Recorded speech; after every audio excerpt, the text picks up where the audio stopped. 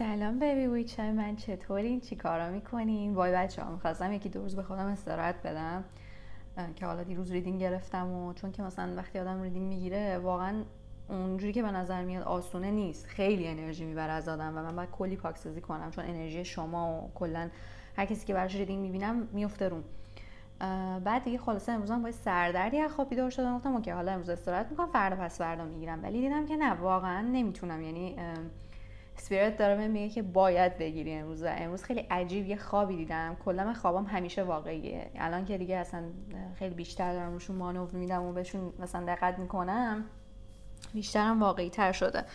ولی امروز یه چیز عجیب، خیلی دیگه عجیب پیش اومد. یعنی مثلا چه میدونم، دیروزو بگم که یه خواب دیدم که یه عزیزی که فوت شده، مثلا مادرش داره حالت یه تور لیدر تور بود و ما رو برده بود یه جایی، داشت از مثلا اون عزیز درگذشته توضیح میداد و مثلا آثار هنریشو به نمایش میذاشت. و به مامانش مسیج دادم و بهش گفتم خوابمو و اصلا باورم نمیشه، برگام ریخت. گفتش که آره من میخوام یه یاد بود برای اون عزیز بگیرم و من خب خبر نداشتم و اینو فهمیده بودم. حالا باز اینم اصلا اونقدر منو متعجب نکرد. چیزی که منو خیلی متعجب کرد این بود که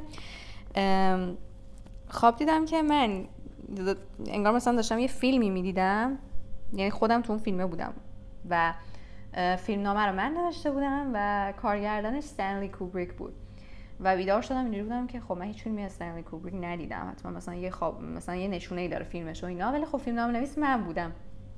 به این دقت نکردم که آقا مثلا این نشونه داره وسط. بعد الان خیلی یهویی رفتم یه چیزی رو پیدا کردم، داشتم میخوندم راجع به زندگی قبلیم و دیدم که آخرش نوشته بود که تو مثلا باید که نه، ولی فیلم نامه نویسی و مثلا نوشتن راجع به فری تیل و اینا، مثلا قصه پریان فیکشن و اینا، خیلی بهت کمک میکنه برای هیل کردن مثلا این داستان زندگی قبلی. و اصلا باورم نمیشد که دقیقاً چیزی که خواب دیده بودم و بهم رسوندن.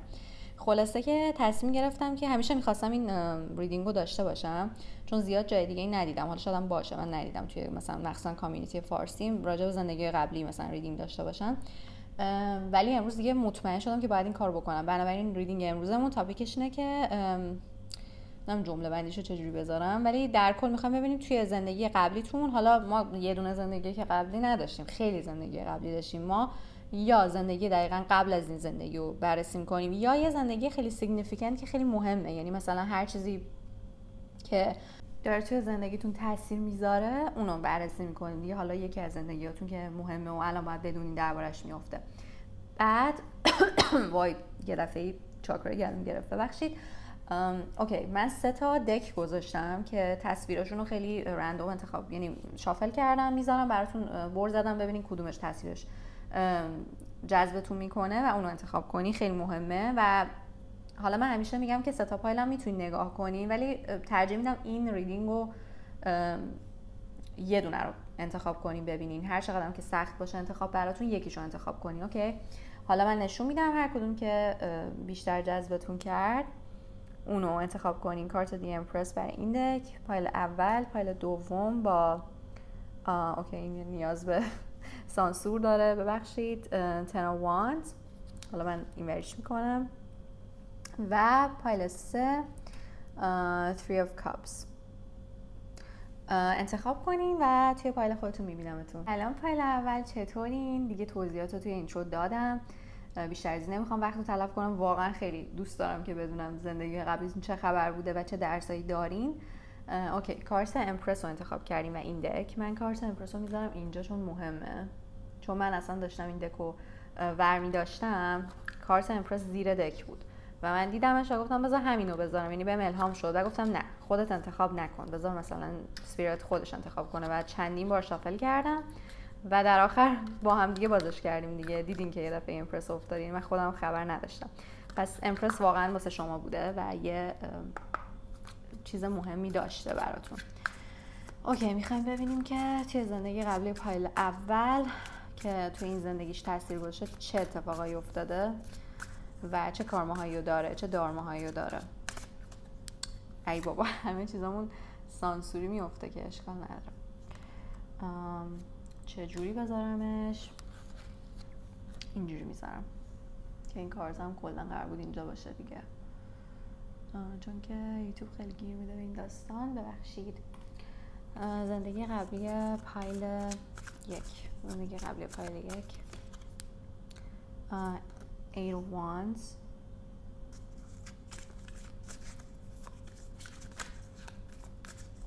قشنگ فوکس کنی رو کارتا. King of Pentacles.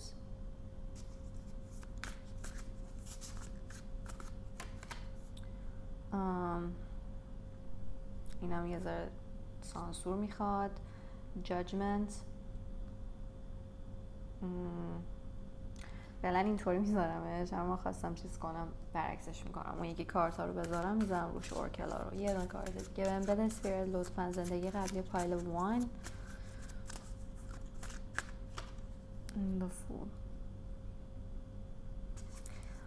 Back of the deckتونم The Star. اوکی، یه چیزایی داره دستم میاد. خیلی یه دفعه‌ای کارت ها رو که گذاشتم این ازش پرید بیرون. Nine of Swords هم مهمه. اوکی، حالا اسپریت لطفاً کمکم کن برای پایل اول کلریفای کن زندگی قبلیشون چه چیزی مهم بوده که تو این زندگی کارما و دارما براشون درست کرده. Saturn Truth. Mercury Mind.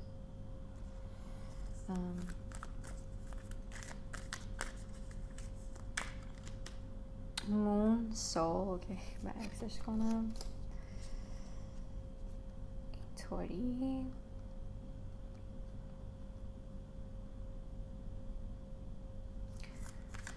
در آخر Taurus I have. اوکی، خیلی قشنگ تورس افتاد زیر این فول و زیر تکتونم لیو I will. خب بذاریم من یه ذره انرژی ها رو بگیرم. خب با کارت The Empress و King of Pentacles و این کارت The Star و واو زیرش هم Queen of Cups افتاده. من خیلی کورت کارت دارم میبینم و بله زیرش هم Death افتاده. وای چقدر چیزای عجیبی داره میفته. 10 of Swords. اوکی، بچه ها شما توی زندگی قبلیتون، زندگی که داره روی این زندگیتون تاثیر میذاره، قطعا یه ملکه یا پادشاه، امپراتور، امپرس، یه اگه حتی ملکه اینام نبودین یه دوک، داچرز، نمیدونم مرتبه های بالای اجتماعی داشتین، پولدار بودین و من خیلی میبینم که حتی میگم ملکه و پادشاه بودین، ولی حالا شاید هم نبوده اینطوری، ولی میگم برای حالا یه سریتون میتونه ملکه و پادشاه باشه، همتون که خب قطعا نه، ولی برای یه سریتون هم مرتبه بالای اجتماعی. و شما میبینید با این کارت Ten of Swords مثلا داستان ماری آنتوانت، مثلا مثل داستان مشابهی که به ذهنم میرسه دارم چنل میکنم با این Nine of Swords. خیلی استرس کشیدین توی اون زندگیتون و توی آیسولیشن بودین، یعنی مثلا تنها بودین، اینجوری نبوده که مثلا خیلی عشق و حال کنین، خیلی افسردگی کشیدین، شاید مثلا بچه‌تون رو از دست دادین، در صورت آخرش با حالت اکزیکیوشن و مثلا دار زده شدن و گردنشون رو بزن گردن طرف رو با گیوتین بزنن مثل ماری آنتوانت، یا میگم مثلا اون یکی چی بود خدایا، مال فیلم The Other Bowling Girl که ناتالی پورتمن بازی کرده، ان بولین مادر کوین ویکتوریا فکر کنم اگه اشتباه نکنم بوده. آره فکر میکنم کوین ویکتوریا بوده، اون کوینی که موهای قرمزشه، The Queen of England. اینو حتما برید زندگیشو بخونید، زندگیتون خیلی مشابه این دوتا بوده، ماری آنتوانت و ان بولین. و فیلم The Other Bowling Girl رو میتونین ببینین و همون فیلم ماری آنتوانت هم هستش.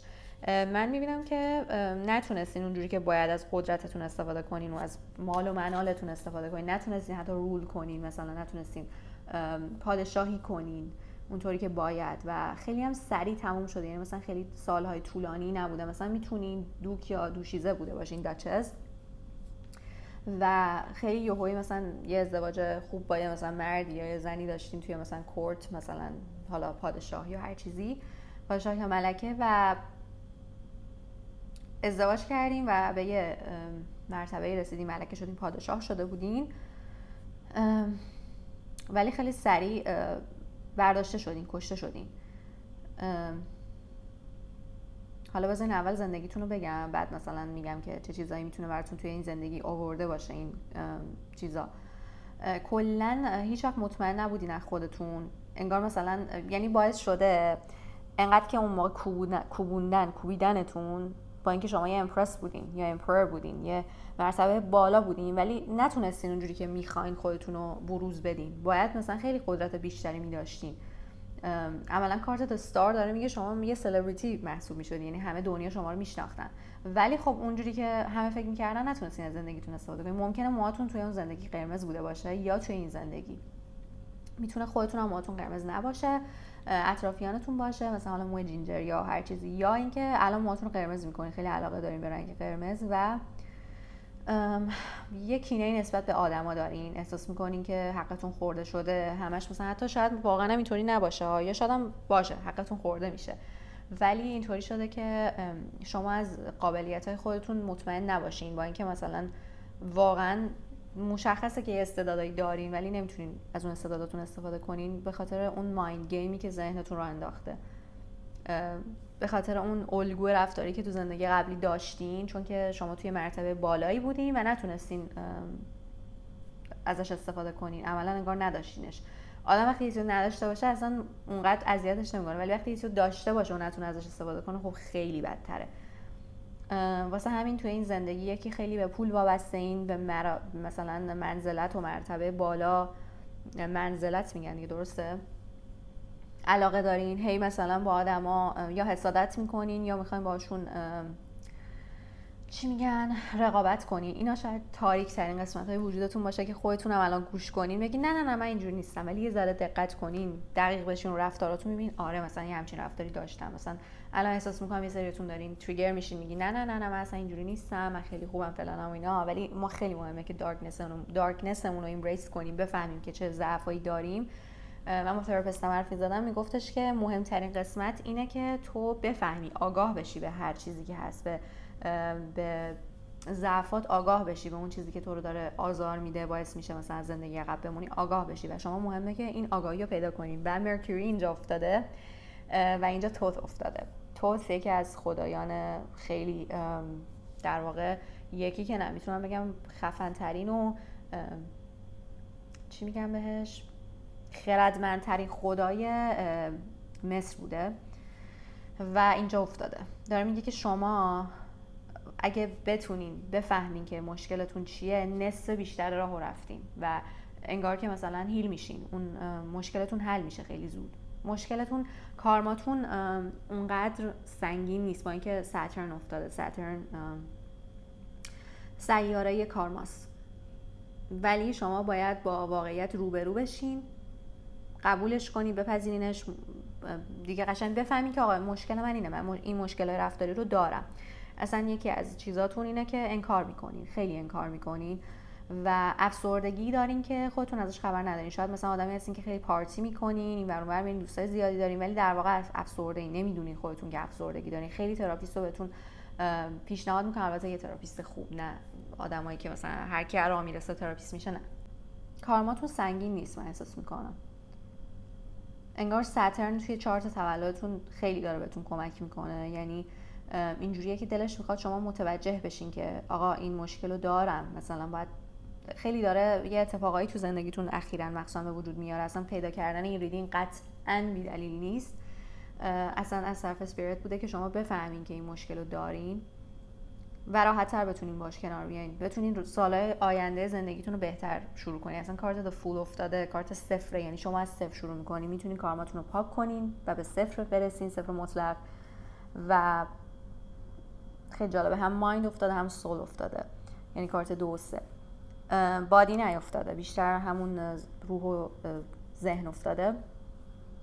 اینا باید پاک بشن، چیزایی که الگوهایی که تو ذهنتون درست شده از بچگی، اینا هر چقدر بگم به زندگی قبلیتون بستگی داره و ربط داره، کم گفتم. یعنی اونقدری که به زندگی قبلیتون ربط داره به این زندگیتون ربط نداره. یعنی اتفاقایی که تو این زندگی توسط پدر مادرتون، اطرافیانتون افتاده، به خاطر اتفاقایی که تو زندگی قبلی افتاده بوده.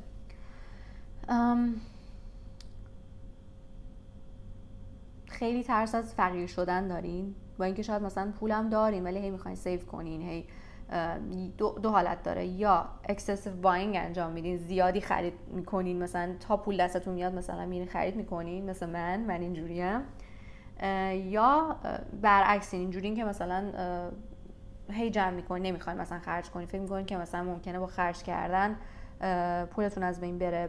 یکی از این دو حالت افراط. کلا افراط نشون دهنده یه اتفاقی تو زندگی قبلی افتاده. شاید سنتون تا یه حدی بالا رفته و ازدواج نکردین یا جدا شدین و این داره ناراحتتون میکنه، مثلا میگین چرا مثلا این اتفاق واسه من افتاده، من چی کم دارم و اینا. واژه ببخشید اینجوری میگم پیر دختر مثلا استفاده میکنن که خیلی کلمه زشتیه، ولی مثلا خودتون اینو به خودتون نسبت میدین، مثلا میگین پیر شدم دیگه، سنم رفته بالا، چرا ازدواج نکردم. این خودش یه تله ذهنیه برای شما و شما باید بفهمین مشکل از کجاست که جلوی اون مشکل رو بگیرین، مشکل ذهنیتون رو حل بکنین و اون که حل بشه ازدواجم میکنین، یا اگه نکردین میتونین باش کنار بیاین. هر چیزی که هست کاملا توی ذهنتونه. مخصوصا با کارت 9 of Swords که افتاد، همش استرس و استراب و این چیزا که هم تو زندگی قبلیتون تجربه کردین هم تو این زندگی، منتها تو اون زندگی خیلی اکتیولی این اتفاق میافتاده، یعنی کاملا مشخص بوده که شما یه آدم افسرده هستین و isolated، مثلا خودتون رو یه جا زندانی میکردین یا زندانیتون میکردن. به اسم ملکه بودین ولی خب یا حالا پادشاه، ولی خب واقعا هیچ اختیاری از خودتون نداشتین. توی این زندگی اختیار دارین ولی خودتون هنوز انگار تو اون تله ذهنین، انگار مثلا هیچ اختیاری ندارین و پسیولی افسرده هستین و استراب دارین. یعنی میگم با مثلا مشروب خوردن، با دور رفتن، نمیدونم با آدمای سمی گشتن و پارتی کردن و اینا، یا سفرهای زیاد حتی رفتن، یا پول زیاد خرج کردن، یا برعکس پول زیاد جمع کردن، همه این چیزایی که میگم میتونه کاملا برعکسش هم باشه. من حالا یه سناریو رو میگم، خودتون دیگه در نظر بگیریم، متوجه میشین. اینطوری حالت انکار کردن اون افسردگی است در واقع. و کارت I have افتاده زیر این کارت The Fool که یه دونه توشه راه برداشته و داره میگه که من هر چیزی که نیازه که داشته باشم و در خودم دارم. داشتم چند دقیقه پیش قبل از اینکه ریدینگ رو شروع کنم آهنگ God is a Woman آریانا گرانده رو گوش میکردم. میگه که کلی توضیح میده که مثلا نمیدونم من زیبام و خوشگلم فلان، حالا خیلی آهنگش طولانیه، حتما گوشش کنی اگه گوش نکردی. اگه گوش کردم که دوباره گوش کنی. آخرش میگه که it's all in me، همه اینا درون من وجود داره و خودش میدونه که همه این قشنگی‌ها و این نمیدونم خدا بودنه و اینا درون خودشه. شما باید به این برسین توی این زندگی و خیلی سعی کنین که با واقعیت روبرو بشین، واقعیت رو انکار نکنین. هر چیزی که به ذهنتون میاد و یه جا بنویسین، یه جا یادداشت کنین. حالا میتونه تو نوت گوشیتون باشه، توی کاغذی باشه، دفتری باشه، چیزایی که تو ذهنتون طول روز میاد و بنویسین. اینا خیلی بهتون کمک میکنه که متوجه بشین گیرتون کجاست. به خاطر اینکه بعد یه مدت که میخونینشون، مثلا شاید اون لحظه از ذهنتون میگذره متوجه نیستین، ولی وقتی میخونین میبینین من دارم توی موقعیت‌های مختلف یه الگوی خاص فکری رو دنبال میکنم و یه چیزی تو این هست. و من خیلی تراپیست رو بهتون میگم پیشنهاد میکنم، زنانگی زخم خورده دارین، خیلی زنانگی زخم خورده دارین و این نمیگم کار راحتیه ولی نشدنی نیست. اینجوری نیست که بگم شما مثلا حالا یه اختلالی دارین و اینا. حالا من که یه پروفشنال نیستم، دکتر نیستم، ولی چیزی که دارم اینجا میبینم و بهتون میگم، قطعاً نمیشه حرفای منو با یه دکتر مقایسه کرد. یه دکتر مثلا یه پروفشنال، یه تراپیست خیلی بهتر میفهمه، چون من زندگیتون رو نمیدونم، تک تکتون رو نمیشناسم، ولی اینجا خیلی مشخص افتاده که الگوی فکریتون داره توی زندگیتون تاثیر میذاره و انگار داره روحتون رو خراب میکنه. نه خراب من به اون صورت ها، به معنی این که روحتون داره آغشته به چیزایی میشه که تاکسیکه براش و شما باید بشورینش، پاکش بکنین.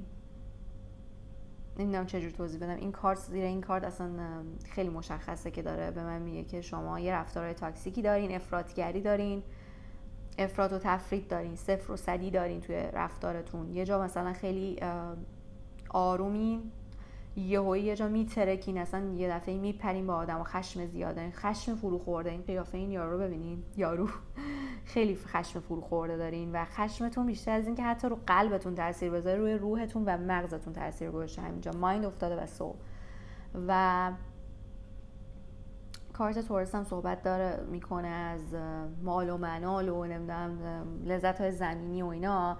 حواس خودتون رو با این چیزا، با خرج کردن زیادی، جمع کردن زیادی، نمیدونم رابطه های جنسی متعدد، با این چیزا روحتون رو تاکسیک نکنین، روحتون رو سیاه نکنین، حواس خودتون رو پرت نکنین. به جای این کارا باید با اون واقعیت روبرو بشین و میگم توی زندگی قبلیتون نتونستین از اون قدرت استفاده کنین، الان حالت اینو دارین که میخواین از قدرت سوء استفاده کنین. یعنی مثلا همش فکر میکنین توطئه داره میشه پشت سرتون، کسی داره مثلا براتون میزنه، یا شاید واقعا همین اتفاق واسهتون میفته، نه اینکه شما اشتباه کنین و نمیتونین از خودتون دفاع کنین. خشم میگیرتتون، نمیتونین خودتون رو آزاد کنین، رها کنین، نمیتونین برین به طرف بگین، نمیتونین باش دعوا کنین، یا برعکس مثلا خیلی زیاد میرین با طرف دعوا میکنین، تو ماچه، میدونین رفتار افراطی دارین. خب پایل اول، امیدوارم که این ریدینگ رو دوست داشته باشین و کلا من خودم خیلی دوست دارم از این مدل ریدینگ ها که خیلی پیجای دیگه نمیذارم بذارم، نه اینکه حالا مثلا ریدینگ های عاشقانه نذارم و اینا، حتما از اونها میذارم، ولی از این مدل ها میذارم چون واقعا دوست دارم آگاهی رو ببرم بالا و دوست دارم همه هیل بشن.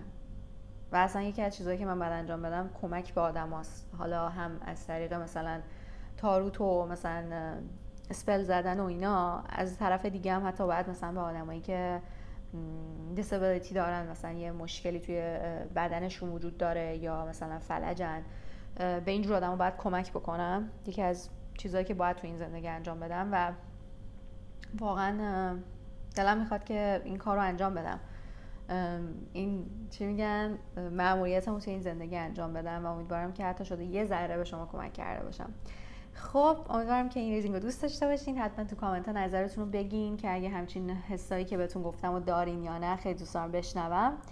و اینکه توی ریدینگ بعدی که انگلیسیه، نه تو ریدینگ بعدی میبینمتون. کلی دوستتون دارم. خدافظ.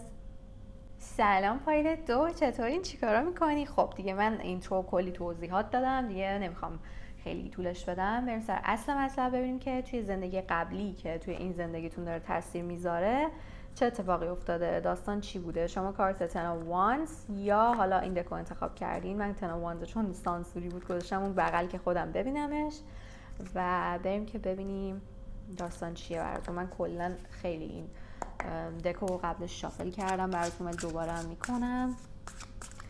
برای پایل 2 لطفاً اسپریت بهم بگو که تو زندگی قبلشون چه اتفاقی افتاده که داره تو این زندگی تاثیر میذاره. Queen of Swords، میگم که صاف باشه حدوداً.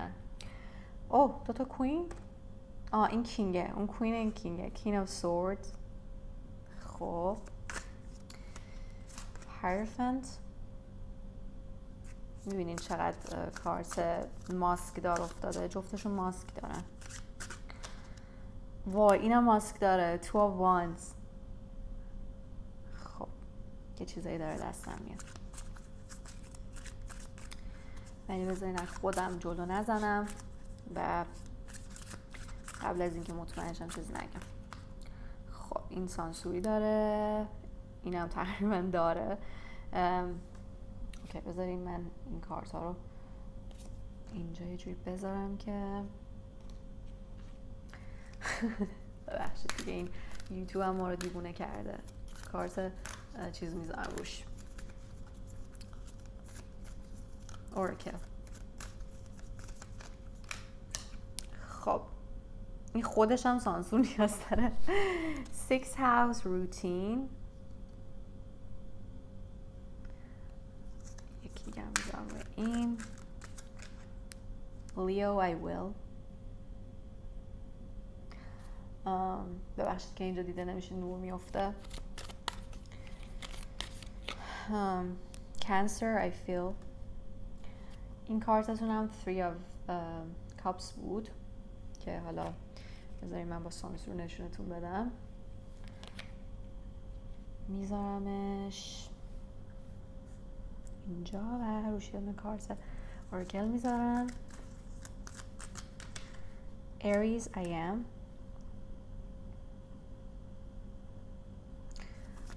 خب خیلی کودک درون زخم خورده ای دارین توی این زندگیتون به علت هایی که الان میگم. Solar Eclipse Revolution. یه دونه کارت دیگه میخوایم سپیرت لطفاً. Second House Owning. اوکی من متوجه شدم توی زندگی قبلیتون که توی این زندگیتون داره تاثیر میذاره. خیلی یه کارت میذارم ببینم. شما یه ازدواج چیز داشتین که اصلا طرفو دوست نداشتین، اصلا نمیتونستین باش حرف بزنین، اصلا شاید سنش ازتون بالاتر بوده، با یه جنسیتی بوده که شما دلتون نمیخواسته و همش مجبور بودین ماسک بزنین جلو طرف. میتونین مرد بوده باشین، انرژی مسکلن زیاد میگیرم، حالا فارغ از اینکه تو این زندگی چه جنسیتی دارین، و این باعث شده که شما نمیتونین راحت ارتباط برقرار کنین، هم توی اون زندگی هم توی این زندگی. یعنی مثلا اون موقع هی بغضتون رو فرو میخوردین، هی مثلا خود واقعیتون رو پنهون میکردین و از عشق زخم خوردین. تو این زندگی حالت وحشیانه دارین، توی نسبت به عشق دیدگاه وحشیانه دارین، خیلی افراطی فکر میکنین که با حقتون رو از مردا بگیرین یا برعکس از زنا. پایل قبلی خیلی زنانگی زخم خورده داشت، اینجا من کودک درون و مردونگی زخم خورده میبینم. شاید مجبور بودین یه سریاتون از یه کسی فرار کنین توی زندگی قبلی، یا آدمی که بالا مرتبه بوده، بالا رتبه بوده، مثلا شما رو مثلا چه میدونم یه کسی توی اون ویلجی که زندگی میکردین بوده، چه میدونم کت خدا بوده، هر چی، یه کسی از شما بالا مرتبه تر بوده، بهتون زور گفته و شما رو به ناحق چیز کرده، تنبیه کرده، همش در حال فرار کردن بودین و یه خونه درست حسابی بالا سرتون نداشتین. الان توی این زندگی با اینکه یه خونه برای خودتون داشته باشین، ملک داشته باشین، ماشین داشته باشین، با پول مسائل مالی خیلی مشکل دارین، یا سخت پول در میارین یا همش پول جمع میکنین یا نمیتونین پول تو دستتون بمونه نگه دارین. میبینین کارت سکند هاوس اونینگ افتاده. یه چیزی هست که الان من دارم میگم خودتون دارین میگین آره میدونم چی میدونم داری راجع به چی حرف میزنیم. کلا بهتون اجازه داده نشده که خود واقعیتون باشین و بچگی کنین، از سن کم ازدواج کردین یا توی زندگی قبلی رو میگم، شاید توی این زندگی هم همینطور باشه، نتونستین بچگی کنین، نتونستین شادی کنین اونجوری که باید، و شاید مثلا مادرتون خیلی مادر سختگیری بوده و شما رو خیلی زمخت بار آورده بوده تو اون زندگی و شاید اصلا یه زنی بودین که مجبور بودین به جای مرد برین بجنگین، مثل مولان. اگه کارتون مولان رو ندیدین حتما ببینین، یه پیامی واسهتون داره و مجبور بودین که نانآور خانواده باشین، مجبور بودین که شاید مثلا مادر یا پدرتون بچه دختر دوست نداشته، مجبور بودین به جای پسر زندگی کنین، مثل انیمه لیدی آسکر قدیمیه، یه سریزه، یعنی چیز نیست، فیلم سینمایی کارتونه مثلا، بلند نیست، سریاله و نمیدونم مثلا دوبله موبلش هست یا نه. من بچه بودم، یعنی بچگی مامانم پخش میشد که من وقتی بچه بودم مامانم گذاشت منم ببینمش و دقیقا این بود که پدرش دختر نمیخواست و این یه دختر بود و اسمشو گذاشتن اسکار و به صورت پسر بزرگ شد و چیز میکرد، میرفت میجنگید و خیلی جالبه که توی زمان ماری آنتوانت بود، یعنی یه سربازی بود توی اون لشکر مثلا حالا مواظبت کنندگان ماری آنتوانت و پایل قبلی هم درباره ماری آنتوانت صحبت کردم و پایل قبلی هم یه جورایی با پول و اینا مشکل داشت. اولش گفتم که 2 تا پایل نگاه نکنیم، ولی اگه الان دارین پایل رو نگاه میکنین و پایل قبلی هم مثلا یه حسی بهتون داده بود که دوست دارین نگاه کنین، اونم نگاه کنین. این فقط برای بعضیاتون نه برای همتون. و آره یه جوریه که انگار مثلا یا مادرتون خیلی سختگیر بوده نمیذاشته مثلا بچگی کنین، دخترونگی کنین، برای حالا پسرونگی فرق نداره، برای جنسیت خودتون اونجوری که هست. خیلی راجع به جنسیت میبینم که بینتون فرق گذاشته شده توی بچگی. مثلا شاید یه خواهر برادری داشتین که اون مثلا از شما برتر بوده و مثلا چه میدونم توی مثلا مسائل خانوادگی که مثلا یه کامپنی بوده، مثلا پدرتون یا مادرتون داشته تو اون زندگی، اون کامپنی خانوادگی رو داده به مثلا برادرتون یا به خواهرتون و گفته که نه تو مثلا لیاقتشو نداری و مثلا شما بی پول شدین. خیلی از این سناریوها میبینم. خیلی خیلی وحشی کرده شما رو تو این زندگی. ببخشید این واژه رو به کار میبرم، نمیدونم چجوری جایگزینش کنم. وحشی حالا نه به معنای بد، ولی مثلا زبون تندی دارین، زبون نیشداری دارین، اصلا با کسی کنار نمیاین، نمیخواین حرفاتون کوتاه بیاین، خیلی کله شق و سرتقین که هر حق با منه، به خاطر اینکه تو زندگی قبلی حق با شما بوده و حقتون رو خوردن. چی بود؟ for ones بود. four of cups. اوکی. الان توی سنین بالا هی میخواین بچگی کنین، هی میخواین کارایی بکنین که مثلا برای سنتون مشخصه که خیلی بچگونه است و همه هم مثلا جاجتون میکنن و جلوی بقیه نمیخواین نشون بدین. خیلی بیرونتون رو یه جوری نگه داشتین که اصلا کسی متوجه نشه. فشار زیادی هم روتونه من احساس میکنم. یعنی هم اون زندگی همین زندگی اون فشار رو همزمان، یعنی هم اندازه همون زندگی قبلی که اون فشار رو داشتین، این زندگی هم با اینکه زندگیتون متفاوت از زندگی قبلی ولی همون فشار رو من دارم احساس میکنم. توی روزمره‌تون، روتینتون نمیتونین اونجوری باشین که دلتون میخواد، چون میخواین جلو بقیه نشون بدین که خیلی سرسختین، ولی در واقع یه بچه کوچیکین که واقعا بچگی نکرده. انگار مثلا نیاز دارین که خودتون هم نمیدونین چرا. شاید یه سریاتون میدونین، شاید یه سریاتون نمیدونین که چرا انقدر مثلا دلتون میخواد تنها باشین، دلتون نمیخواد، میخواین منزوی باشین، میخواین کار بچگونه انجام بدین، مثلا کاری که واقعا به سنتون مشخصه نمیخوره، خیلی بچگونه. نه که حالا کارتون نگاه کردن و اینا، یه سری چیزا که مثلا کسی بفهمه مثلا میگه وا مثلا تو 35 سالته بر فرض مثلا، و خیلی هم ربط داره به روزمره‌تون. خیلی منزوی شدین توی این زندگی و من میشنوم که چاکرای ریشتون مشکل داره و توی مسائل جنسی خیلی مشکل داری. نمیدونم شاید مثلا توی سنین بالا هنوز رابطه‌ای نداشتین. اصلا جاج نمی‌کنم، فقط دارم چیزی که میبینم و میگم. یا مثلا خیلی رابطه‌های زیادی داشتین و بدون احساس. یه ربطی به این داره، به چاکرای ریشتون من خیلی دارم حس میکنم. و میگم شما خیلی چیز شدین، اینجور شدین که من مثلا با حق ما همه بگیرم، کسی حق نداره به من بالاتر از مثلا بگه بالا چشات ابروی بالاتر از گل بهم بگه و اینا. و یه دفعه‌ای مثلا یه حرکت کوچیک از کسی ببینین خودتون میگه آقا من چقدر عصبی‌ام، میپرین بهش، مثلا بعد عصبانی میشین. یه شباهتایی به پایل قبلی داره و ولی نه کاملا. واسه همین داستان زندگی کلا متفاوته، ولی ممکنه اونم یه زندگی دیگه‌تون بوده باشه. چون مثلا میدونین وقتی که یه درسی رو توی زندگی نمیگیرین متوجه نمیشی که درسش چیه، دوباره تکرار میشه توی زندگی بعدی. ولی خب با داستان‌های مختلف. شما باید شیر کردن و تقسیم کردن رو توی این زندگی یاد بگیرین. هم مثلا از نظر احساسی یاد بگیرین که چجوری مثلا همونقدری که به خودتون اهمیت میدین به کسی دیگه هم اهمیت بدین، دوستش داشته باشین. دوست داشتن تو این زندگی باید یاد بگیرین. احساس کردن، خیلی جلو احساس کردن خودتون رو میگیرین، همش نمیذارین هی میگین نه مثلا احساس کردن نه، همه چی باید با مغز و ذهن باشه. ولی خب میبینین این سرشو بسته، اینم سرشو بسته، حتی چاکرا تاجتون هم بسته است. واسه همین نمیتونین سرسختی که دلتون میخواد باشین، نمیتونین اونقدری که دلتون میخواد بچگی کنین. یه جوری از این ور مونده از اون ور مونده شدین.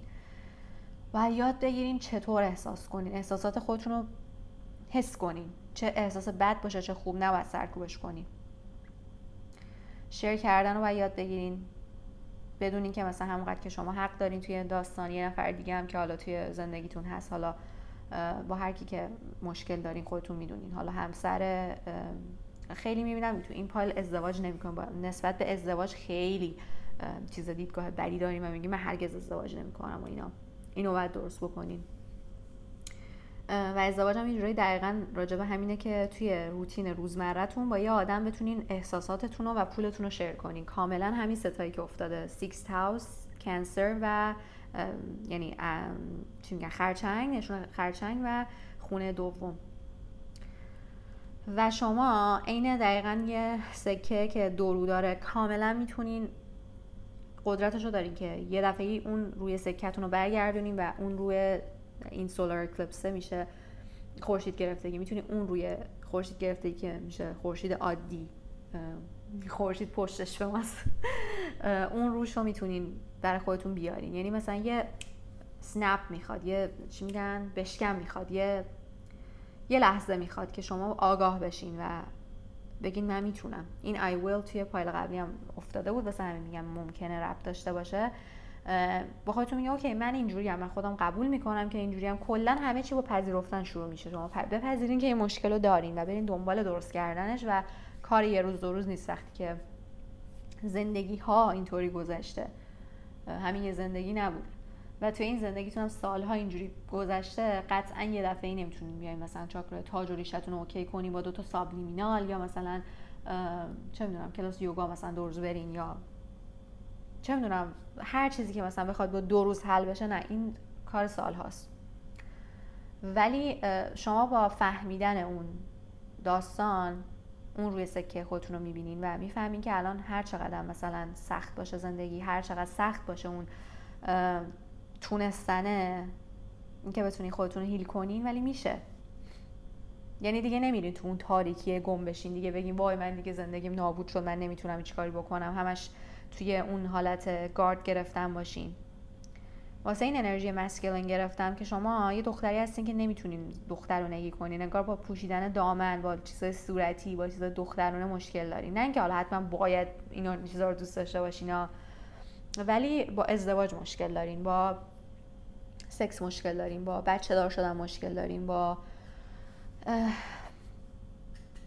هر چیزی که به این ربط داشته باشه که مال شما بشه مشکل دارین، با هویتتون مشکل دارین.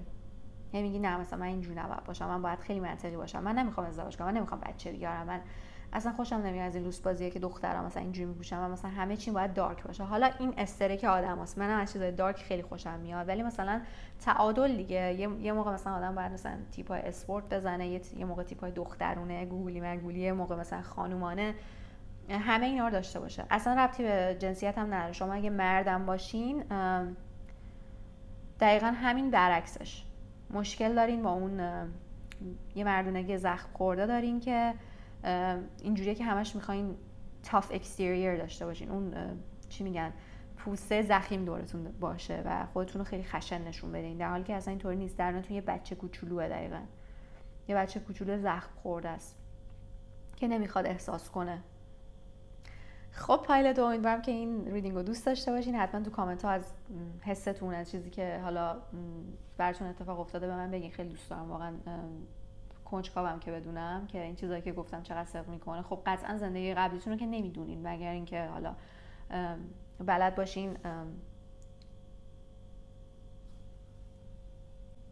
past life regression انجام داده باشین، که خب اونم معمولا مثلا کسی تنهایی این کار انجام نمیده. من خودم انجام دادم و اینجوریه که بگم نمیشه ها، ولی مثلا آدم‌ها یا میترسن یا حالا چه میدونم به هر دلیلی انجام ندادن. ولی ممکنه حالا بعضیاتون هم بوده past life regression داشتین، حالا یا با یه تراپیست یا خودتون انجام دادین که زندگی قبلیتون رو دیدین، میتونه براتون صدق کنه بدونین. حالا میگم زندگی قبلیتون رو که نمیتونی بگین آره درسته، ولی چیزایی که تو این زندگیتون که گفتم دارین و میتونی حتما بهم بگین. حتما منو در جریان بذارین. امیدوارم که کلی روزای خوب داشته باشین. توی ریدینگ بعدی که انگلیسیه، نه توی ریدینگ بعدی میبینمتون. خدافظ. سلام فایل 3، چطورین؟ خوبین؟ دیگه کلی تو اینترو توضیح دادم، نمیخوام بیشتر از این وقت رو تلف کنم. بریم سر اصل مطلب، ببینیم که چه چیزی توی زندگی قبلیتون بوده که داره تو این زندگیتون تاثیر میذاره. و جالبه شما پایل 3 و کارت 3 of cups افتاده، 3 نفر توشن و کلا عدد 3. بذاریم من اینو بذارم این گوشه که ببینمش. خب ببینیم که چی توی زندگیتون بوده، توی زندگی قبلی که داستان چی بوده، داستان زندگی قبلیتون چی بوده که داره تاثیر میذاره توی این زندگی. لطفاً ذهنتون رو باز کنین، روی کارتا فوکس کنین، ببینیم که چی داره براتون. برای پایل 3 لطفا برای پایل 3 اسپریت کمکمون کن. چه زندگی قبلی داشتم. The Star جالبه، توی پایل اولم The Star back of the deckشون بود. خوبه من تو اینترو گفتم بچه‌ها یه دونه پایل رو نگاه کنید. پایل 2 یه جوره به پایل 1 ربط داشت. حالا ببینیم این پایل چه جوریه. حرف خودم رو نقص کردم. Ten of Pentacles. البته انرژیاش فرق داشت ولی یه سری چیزا بود که مشترک بود. Ace of Pentacles. The Magician. یه کارت دیگه اسپریت لطفاً. Ace of Wands. 2 تا ایس. خب و back of the deckتون 3 of Swords. 2 تا 3. اوکی ببینم که داستان چیه. بذارین اوراکل هم بندازم. میخوام بذارم اینجا. برای پایل 3 زندگی قبلیتون چطور بوده؟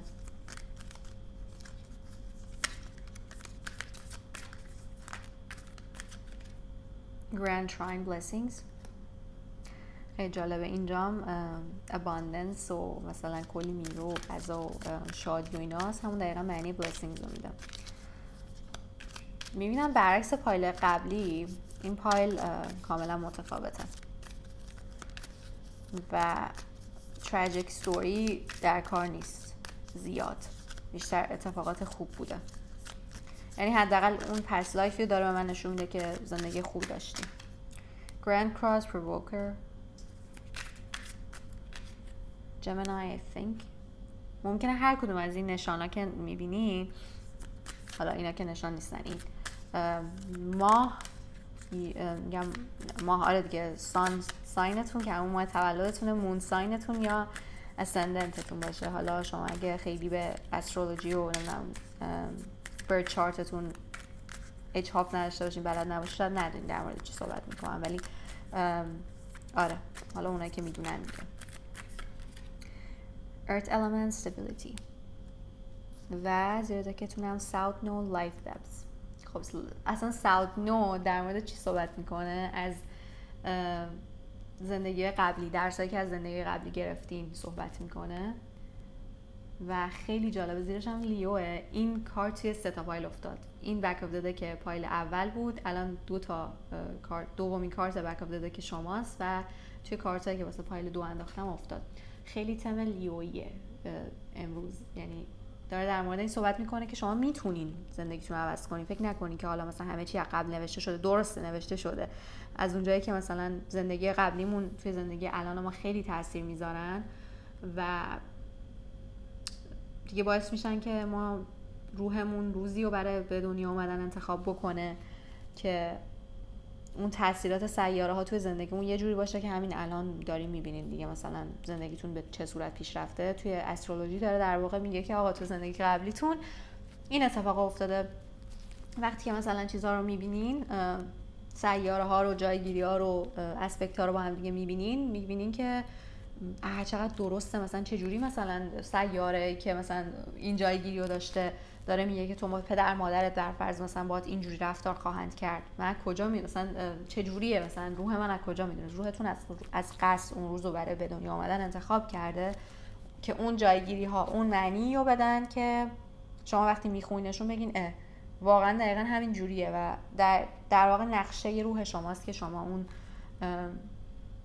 کم و کاستی ها رو جبران کنین و اون خوبی ها رو بزرگتر کنین. و خیلی جالبه جفتشون هم رنگ زرد نارنجی طور دارن. خیلی میبینین هم رنگ آتیشن.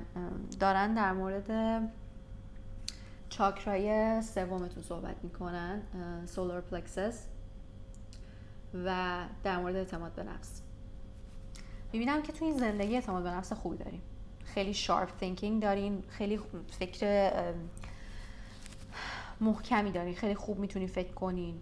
نمیدونم چرا شروع کردم از همین زندگیتون صحبت کردن، چون میبینم که این زندگیتون هم خیلی چیز نیست، شاید مثلا سختی داشتین ها، ولی میتونی راحت باش کنار بیاین. این دلیلش به خاطر زندگی قبلیتونه. هرچند که زندگی قبلیتون هم سختی داشتین. اوکی، حرفمو پس میگیرم که میگم زندگیتون سخت نبوده. دقیقه واسیم ببینم همه کارتا رو من نگاه کنم، بعد نظر حتیمو بگم.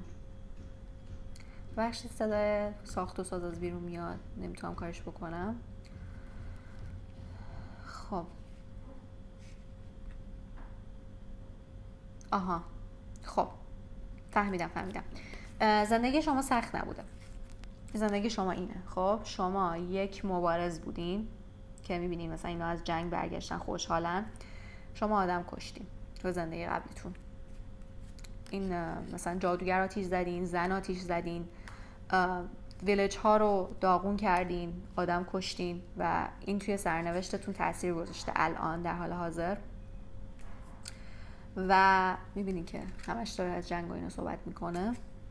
مثلا آدمایی رو چیز کردین، مادرایی رو بی پدر، مادرایی چی میگم، زنایی رو بی شوهر کردین، بچه‌هایی رو بی پدر کردین و خودتون مثلا از این راضی بودین، میگفتین که ایول من برنده شدم دیگه. اصلا به این نگاه نمی‌کردین که آقا مثلا من مثلا توی این جنگ شاید حرف من حرف این کامیونیتی ما اشتباه بوده، داریم زور میگیم به کسی و خیلی راحت میرفتین میجنگیدین و میبینین که خودتون خوشحال بودین. همه جوره کارتای خوشحالی افتاده، مثلا با خودتون هم احساس میکردین خیلی خفنین و هرکولین و نمیدونم. اصلا بدون جاجمنت میگم، اصلا جاجتون نمیکنم، کاملا دارم چیزی که میبینم میگم. پهلوان بودین دیگه، چه میگم، رستم بودین واسه خودتون. احتمال خیلی زیاد خب مرد بودین، چون قبلا زنا زیاد نمیجنگیدن. میتونه بوده باشه ولی تو زندگی قبلی قطعا احتمال خیلی زیاد مرد بودین و شاد بودین، زندگی خوبی داشتین، زن و زندگی خوبی داشتین.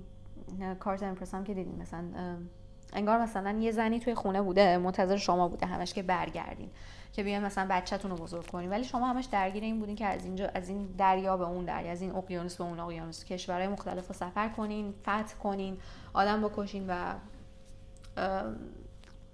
این زندگیتون هم من نمیبینم زندگی بدی باشه. همه چی رو به شدت زیاد دارین، همه چی رو به شدت زیاد داشتین و زیاد دارین از هر چیزی. حتی مثلا یه سری اخلاقای بدم میبینم که افراط و زیادیشو دارین. تو این زندگیتون هم مشکل مالی من زیاد نمیبینم داشته باشین. از نظر مالی اوکی، خانواده خوبی هم دارین، حالا یا پدر مادر ساپورتیوی داشتین و دارین، یا زن و بچه، همسر، شوهر و بچه خوبی دارین، کسایی که ساپورتتون میکنن. منیفستر خوبی هستین، خوب میتونین منیفست کنین، به چیزی فکر کنین خیلی بدون اینکه زیاد مثلا برش وقت بذارین، یه دفعه مثلا جلو راتون سبز میشه. خوب میتونین، خوب بلدین با انرژی ها کار کنین. خیلی میگم این جمنای داره در مورد I think راجع به ذهن صحبت میکنه دیگه، چیز جوری که فکر میکنیم. و ارت element هم گراوند کردن چیزاست، یعنی هر چیزی که بهش فکر میکنیم و از عنصر هوا تبدیل میکنیم به عنصر زمین، عنصر خاک و میاریمش زمینیش میکنیم. خیلی توی زمینی کردن خواستهاتون همین که خیلی میرین دنبالش، آدم چیزی هستین، چی میگن، دنبال خواسته بروی هستین، چی میگن بهش، هدفگرایین در واقع. مثلا یه هدفی واسه خودتون میذارین و بهش عمل میکنین و بهش هم میرسین. اگه مثلا این نشونه ها رو ندارین، خب این فایل برای شما نیست، چون من میبینم که اینطوری هستین. بذارین حالا باز کارت بندازم. خب الان من چی کار کنه این فایل، چون من همه جوره میبینم که هیچی کم نداریم و خب قطعا اون اتفاقی که تو زندگی قبلی افتاده باید یه کارمایی داشته باشه، یه درسی واسه شما داشته باشه دیگه. اوکی، sacrifice, increase,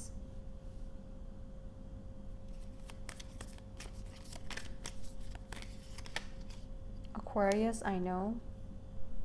یکی دیگه، دو تای دیگه، تا گفتم دو تا، دیدم اینجوریش کردم دو تا شد. Capricorn, I use، ببخشید سر صدا رو بچه‌ها.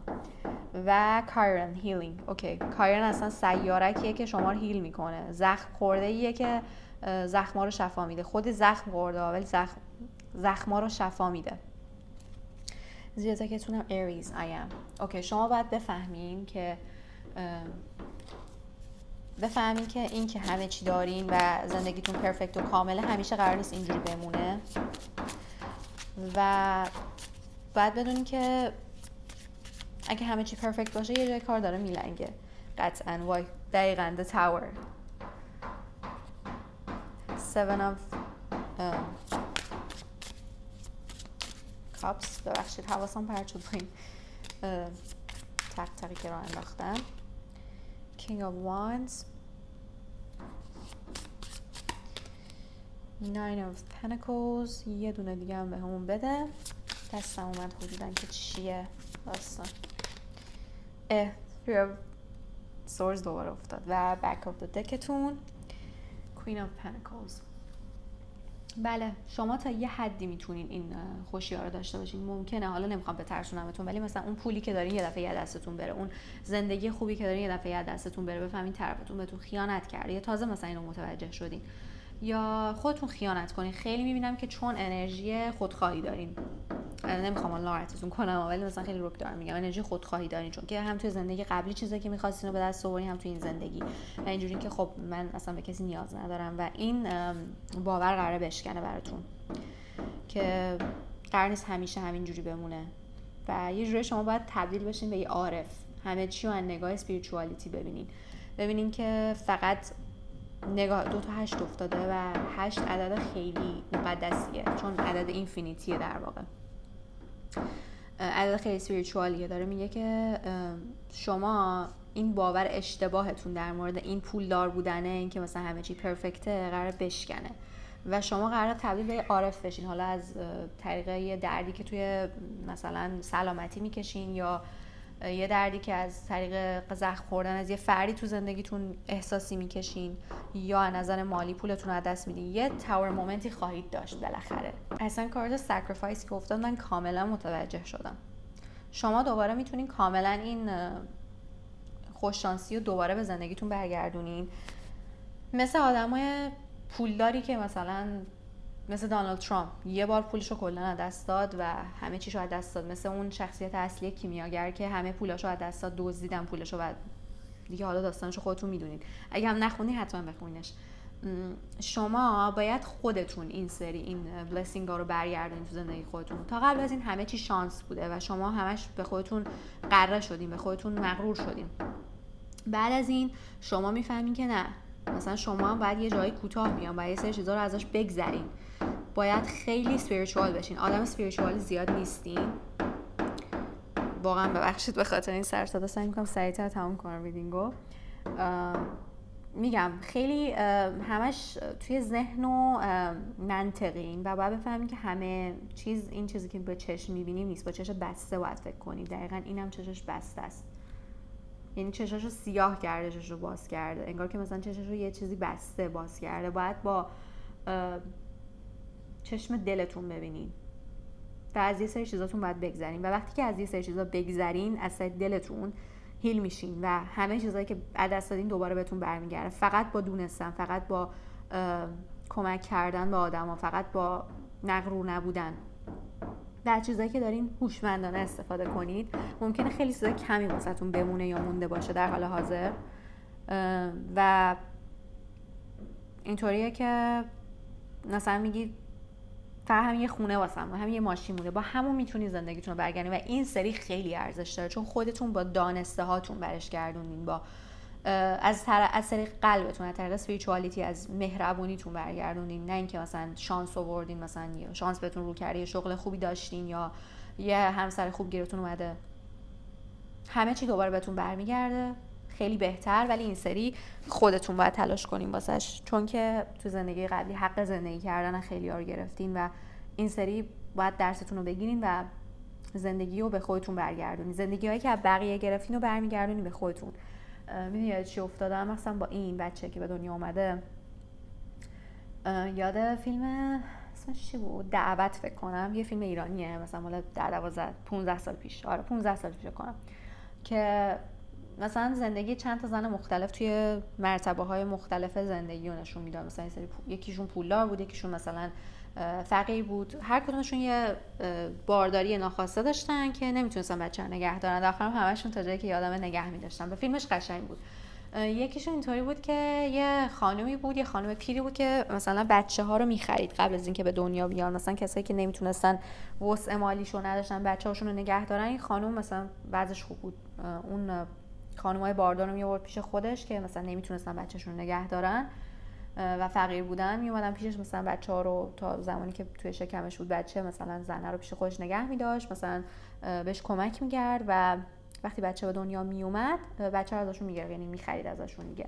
و حالا کاری به این ندارم که اون زود چی میشه و اینا، ولی بعدا میفهمن که زنه چرا این کارو می‌کرد، چون توی جوونیش همش خیلی بچه‌ها رو انداخته بوده. یعنی مثلا ماما بوده، من پرستار بوده، دکتر بوده، چی بوده، بچه مینداخته، سخت می‌کرده و میخواسته جونهایی که گرفته رو یه جورایی با این کار برگردونه، نذاره زنای بیشتر این کار بکنن. میرفته توی دکتری که مثلا مطب دکتر که میدونسته مثلا زنا میرن اونجا میخوان بچه‌شون رو سخت کنن، اونجا مثلا پیشنهاد میداد که من بچه‌تو میخرم. و خیلی این میتونه به زندگی قبلی شما ربط داشته باشه، شاید واقعا شما این کارو میکردین، یا توی این زندگیتون مثلا ماما پرستار یا همچین چیزی هستین، یا دلتون میخواد بشین. شما اگه بتونین جون آدما رو نجات بدین، واقعا یعنی میتونم بگم معجزه میتونین بکنین، چون زندگی هایی رو از بین بردین و این سری میتونین به خودتون قرار بشین که آقا من یه کاری کردم، به آدما کمک کردم. قرار شدنتون نباید جوری باشه که دوباره مثلا آتیش بزنین به مال خودتونا. میبینین داره از rising from the ashes میگن، مثل فینکس، مثل ققنوس که از خاکستر خودش بلند میشه، دقیقاً انگار داره از آتیش میاد بیرون. و شما میتونین همین کارو بکنید. خیلی لذت بردم واقعا از این پایل و امیدوارم که همه چی براتون خوب پیش بره. حتما توی کامنت ها به من بگین اگه این اتفاق واسهتون افتاده و ببینم که واقعا چقدر درست گفتم. خیلی دوست دارم بدونم و اینکه امیدوارم که از این مدل ریدینگا خوشتون اومده باشه. توی ریدینگ بعدی که انگلیسیه نه، بعدش میبینمتون. خدافظ.